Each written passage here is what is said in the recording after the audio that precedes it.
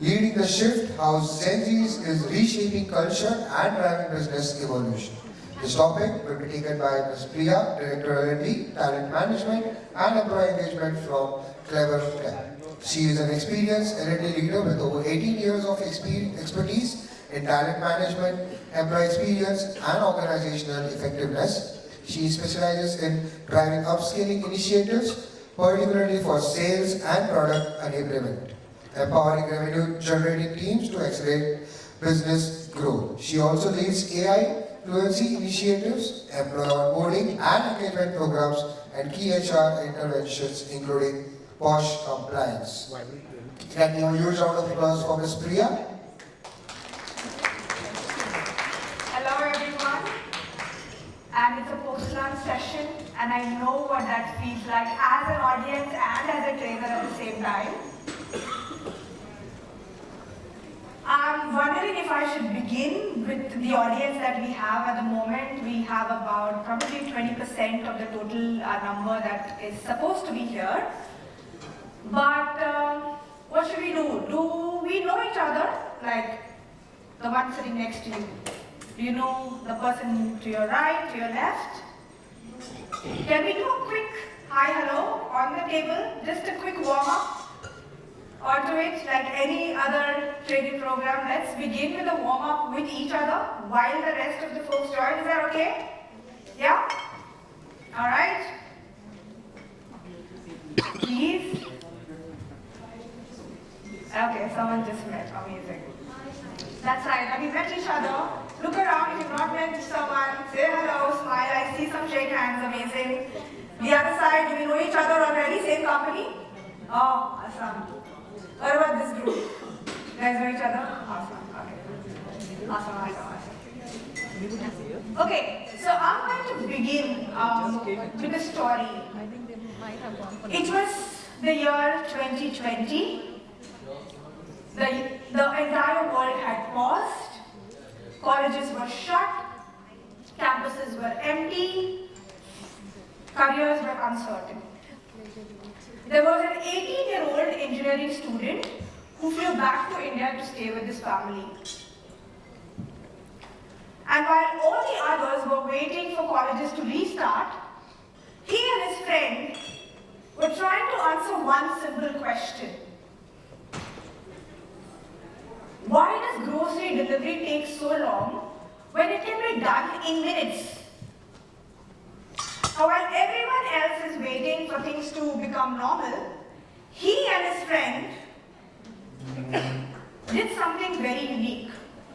The name of this person is Kaivalya Vora. Rings a bell? Anyone? Okay. He and his friend co-founded a company in COVID by the name of? Anyone? Want to take a guess? Close? I heard Zepto somewhere. You're right, Zepto. Now you will ask me, Priya, this is an L&D conference, why are you talking about Zepto in this? What I want to bring to your attention, ladies and gentlemen, is the Gen Z energy. Gen Z has intolerance to inefficiency. They will question the status quo. And they will ask for clarity. And for them, we as L&D and HR are building systems. So don't be surprised, everyone, tomorrow if someone's questioning you, why am I in this training program? And someone a little earlier asked this question, how can we not have a push approach and have a pull approach instead? Yes? Today we're going to talk about a few very, very simple shifts that the Gen Z really wants in the workforce. And let's see how we can incorporate this in smaller ways is what I really want to start with. I want to now ask, or rather do something different. I want you to think of one Gen Z that you know in your life or around you, typically between the age of 14 to 29. Think about them, Gen Z. And now that you've made some rapport with the person around you, I want you to talk to the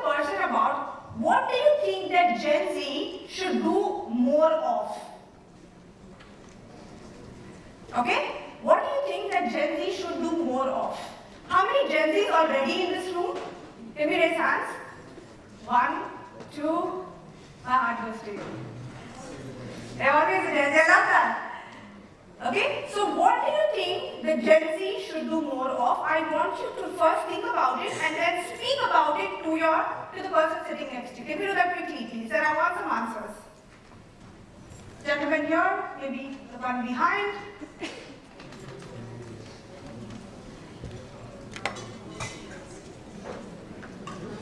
What do you think the Gen Z should do more of? The table behind, the groups there. What do you think Gen Z should do more of?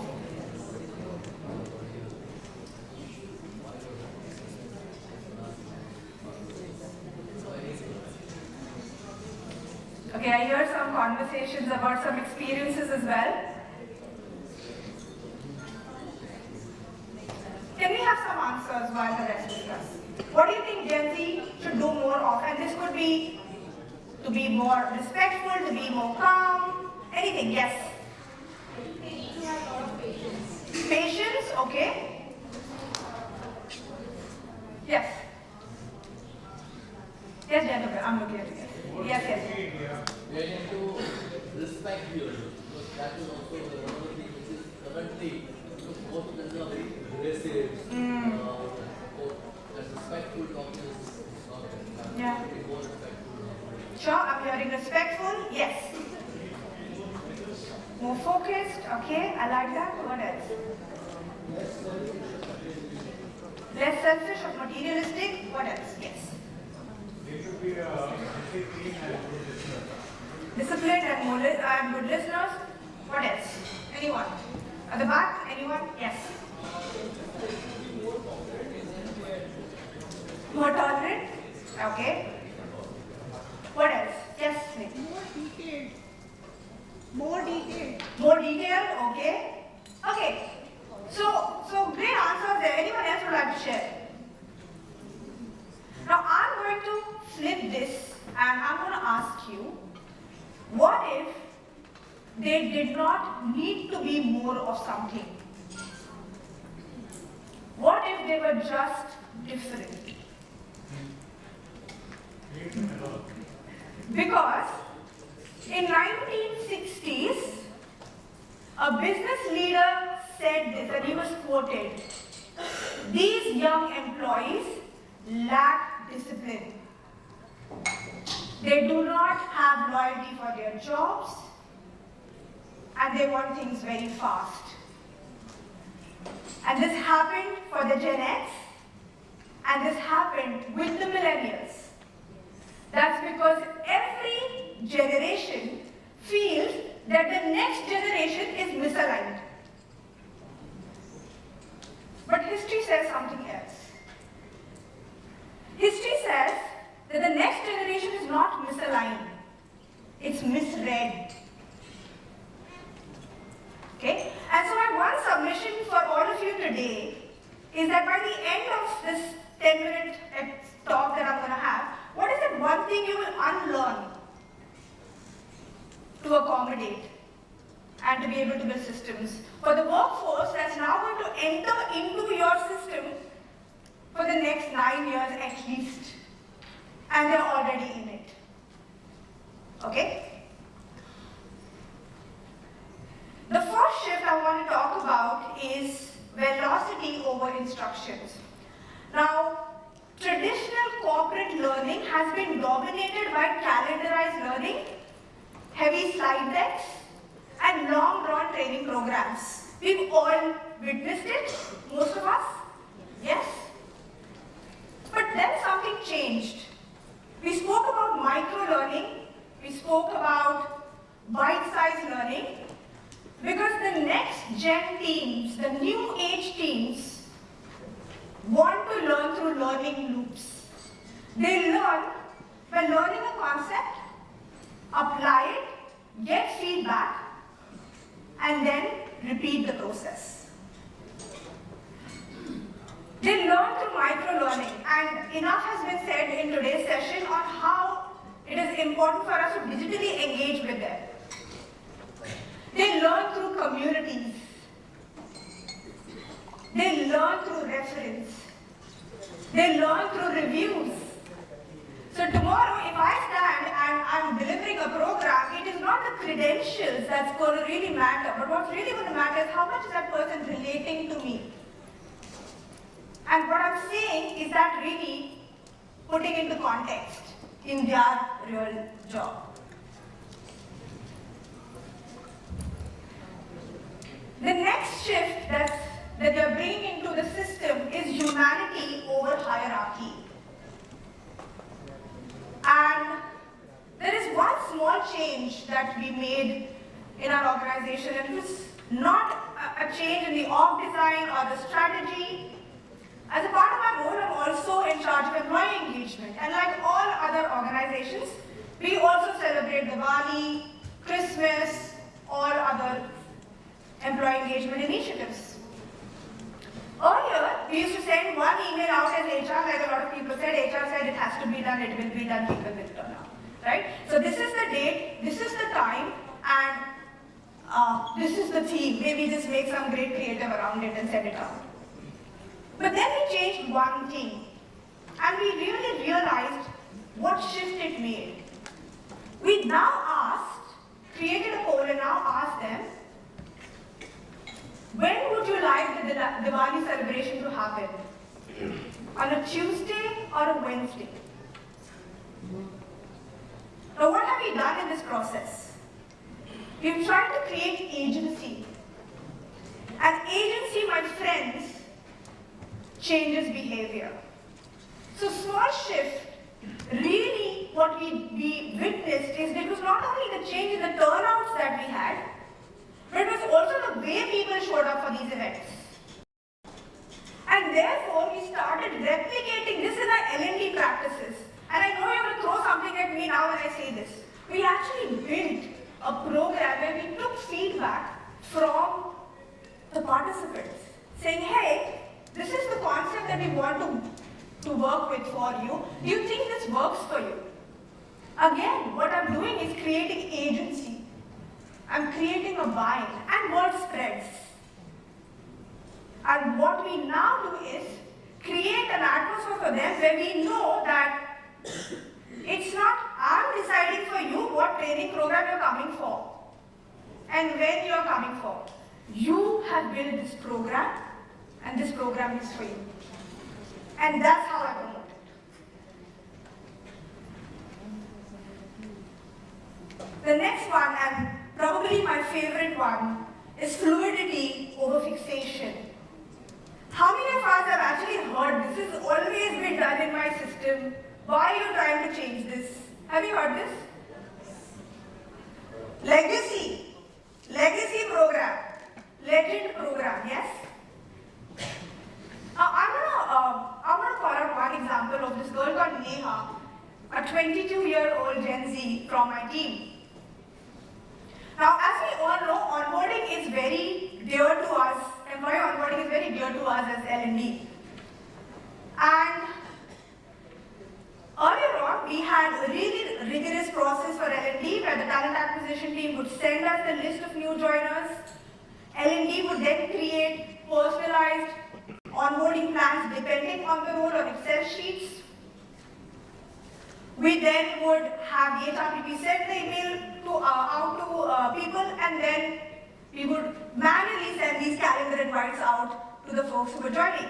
Now, each of this would take about 60 minutes per new joiner for us. So imagine about 8 new joiners in a week, and maybe for more in your organizations, this would take about a day full of work.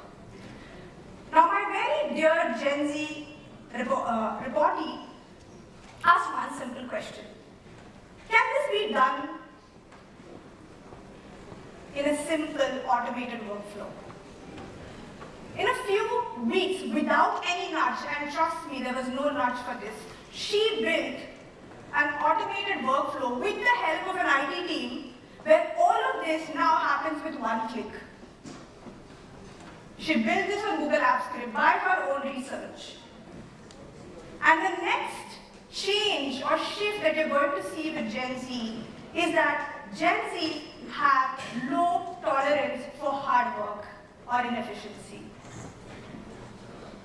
And they don't romanticize hard work. They don't, and I'm sure you all know it and would have experienced it. So they don't romanticize hard work, they want to optimize it. And therefore, ladies and gentlemen, my one urge to you today is, can we open our mind to that little change in that process that the Gen Z really wants to bring to the table? Can we hear that? And then can we create reward systems around it? Because that's what they're good at. And now the time I take for onboarding is literally 5 minutes for new joiner. Are we all with me? Yes? So we spoke about this, just a bit of text. I apologize for everyone who likes to click pictures. Primarily don't believe in hardcore PPT, also from a mindset of Gen Z. Last but not the least, the fourth shift, which is real-world relevance over theory, and I know that we spoke a couple of times about this in the past, but I had the opportunity to work on an AI enablement project within the organization, and when we started building the program, AI was pretty new overall, and when we started, we said, hey, what's very important to know and learn is what is really under the hood for AI. What does LLMs do, or what do LLMs do? And maybe how does tokenization work? And therefore it's important for people to know how the theory behind AI. We then started looking for people who could do these trainings for us, and we got multiple people who could do this for us, right? We then took a pause and we said, let's ask our audience. Let's ask our people, what does AI enablement truly means for them? And my workforce, ladies and gentlemen, is totally a Gen Z workforce. Yeah? And what they said is something different. What they said is the first thing that they wanted is, can we get access to generic tools to be able to do my work better? So they don't want to know what is under the hood. They want to know, how can I now use AI in a better way? Are you giving me ChatGPT Pro? Valid? That's because it's real-world relevance over theory. The second thing business is also asking now is, using AI, what are some of the workflows that you're automating in your system, in which department? And can you show the change in productivity? Very business. Yeah? The third thing my Gen Zs are asking for is, can you create AI communities for me where I can learn from? So what we did is, we created an AI showcase by AI champions, and these are internal AI champions who now showcase how I use AI. And what this does again is creating a community where today I'm not really dependent on anyone external to tell me how AI works, because all these programs are now incubated within the organization. So we talk every time about how do you build an MCP server, or how do you do vibe coding. And these are tech and non-tech people who come and speak in these forums. So creating AI communities. And the last thing I really wanted to know was, can we talk about AI learning, which is what AI is really all about, and what can AI not do, more importantly. Now with this, ladies and gentlemen, I want to come back to the point of, what is the change you really want to bring into your workforce? And these could be smaller changes, whether it is getting a buy-in in your learning agenda from the workforce, starting small and probably eventually becoming big and first piloting your interventions with the group, with the cohort, and then eventually making it big, is up to you, because you are today building all your systems for Gen Zs. And the systems you're going to build in your companies are here to stay. So I want to go back to my question that I asked. What is that one thing that you're going to unlearn or change in your organization today for the workforce that is entering? And I don't want to listen to, this is how it's always been. Can we have some answers? So, Yes. is I come from an organization which is a legacy driven organization. So 80% of our employees are of 70s and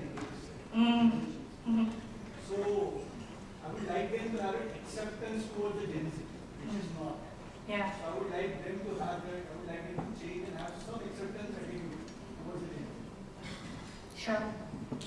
No, that is again a good one. And one thing that I can share that has worked for us is to be able to train all your managers, the new managers especially, on creating psychological safety. Because Gen Zs really value to be able to speak without fear in a meeting and accepting mistakes. That's the first skill that we really train our people managers on. So that's an important one. Thank you. Anyone else? Yes. I think one thing we unlearn is to not to have prejudice about things. I think another one I probably want to have is be acceptance again, as like you said, resonate that. Yeah. And now what happens is like understand as an adult, it's very important that we acknowledge someone's what do they know until now, right? And probably build it from there. That's something that I probably want to build in and unlearn it significantly, not be prejudice. Yeah, and great point there again. I always ask this question, is that do you want to lead the Gen Z or do you want to label them? Is a choice that you really want to make. Yes, gentlemen. So my question is different. What the gentleman has asked over there. Bringing the acceptance from the age-old generation who has been a part of a legacy-driven organization.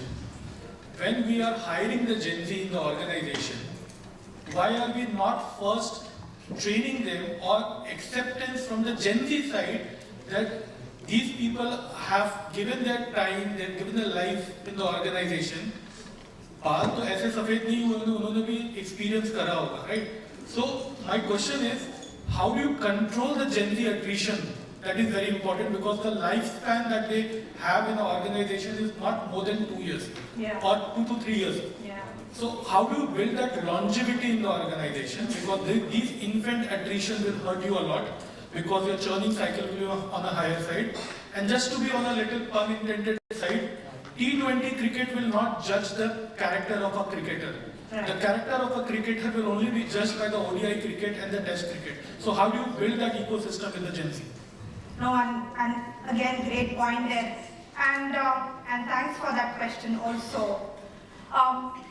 So, very strongly believe that each company has their own core culture, right? Which everyone in the workforce need to have a fitment for, and which is a great point. I'm going to address the second point, which is a more relevant one, I also feel, which is that how do I now keep my workforce, my Gen Z motivated? So when we did a survey in the organization on what really is the number one thing, apart from, of course, great colleagues, great culture, what is it that really motivates you? And what our people really said is that what really motivates me is if I see a career path in the organization. Yeah. So for Gen Z, they really want to know what's in it for me, and we spoke about this a little earlier, so that really worked well. A good organization culture which is transparent, yeah, which is also communicating from time to time. So am I really hiding my employee engagement scores? Or am I being transparent to say, hey, these are the 5 challenges and we are working towards it and this is my roadmap to work towards it. So these are a couple of things that has worked when you work with Gen Zs for us. Yes? Similar in the line of it, one of the questions that I would like to ask, what are the top skills?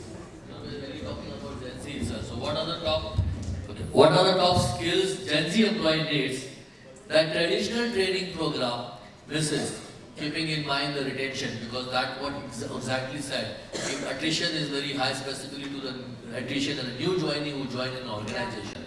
So what can be the top skills that we basically can do for these Gen Z people that can retain that, right? Which currently, probably most of the traditional training are missing. Sure. So probably this would be the last one that I would take, but again, a great question. What's worked is building something on resilience within the organization. How do I become resilient with the workforce that I'm working with? So that's something that's really worked for us. The second thing, which again has worked for us, is to be able to create newer challenges when we give them, right? Or any, and I think someone in the past also spoke about this, where when the training or when the intervention becomes difficult, that's where I find value in it. So what is the difficulty that lies ahead of you as a part of the organization culture, as a part of the organization challenges, and how do I face it is something that you want to work on as a series of programs that you want to do. And that could be anything for your organization. It could be probably the entire piece of working fast, right? And to be able to deal with change, that could be one, right? So having interventions where they can learn a concept and then apply it and then get feedback and improve it. So that's how it's worked for us in the past. Any other questions? We don't have time. All right, thank you very much. We have one last question to take. It's not a question. Sure. I want to just share the insight. So about 2 years back, I was in a school she told me that after it was over, she asked me that, what are the requirements? What are the requirements? And I asked her that, as in like, so she asked me that, what are the documents that I need to submit? Okay, I said, okay, it is very generic, and I explained her that you need to submit all this so and so ABCD documents and medicals. So she told me that, ma'am, I have rejected one from one of the, I won't take the brand name right now, in Mumbai itself. So I've rejected their offer of internship because they did not tell me that you need to submit a medical documentation as a joining process. So to which I said, okay, but why you are resisting from it? She said that she's not comfortable, but she's not open to answer why she's not comfortable. I did not dig in much. So what I told her is that, dear, why do you need to submit is that a company who takes your medical records during a joining, that is how it is going to benefit you in case during your shift hours, in case you fall sick or any incident take place and you have to take it to the hospital. So then it's a ready document which we can provide to the hospital for your treatment.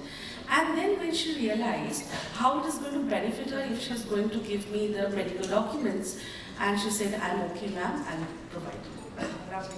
And thanks for sharing that. What is in it for them is what I hear. It is very important they should know the logical reasoning, why, what is their benefit and why they need to give it. And the same goes for everyone, I guess, all gender and the age across. Yeah. Oh, thanks for sharing. Thank you very much, everyone, for your time and listening to me. Cheers. On stage, Mr. Rajesh to felicitate ma'am.